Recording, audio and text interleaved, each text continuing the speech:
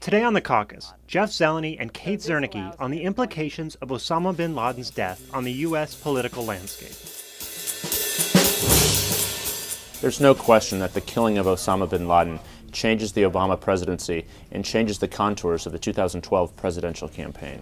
In the 2008 campaign for the presidency, Barack Obama promised very clearly, "We will kill Osama bin Laden." So this allows him to say that he's carried through on that promise, to have a foreign policy credit under his belt.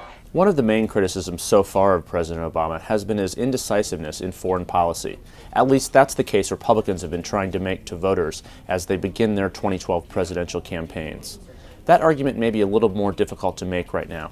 President Obama is able to argue that he oversaw this mission, authorized the mission, and carried it through from start to finish. There's no question that President Obama now has solidified his role as commander-in-chief, and that will be difficult for any Republican rival to question. Right now, his opponents in the 2012 campaign are praising him and giving him credit for this, but I think in a day or two we'll be hearing more about how perhaps credit goes to President Bush. We'll just have to see how that plays out. The political fallout will quickly turn to a policy debate over Afghanistan. Will President Obama withdraw troops as he plans this summer?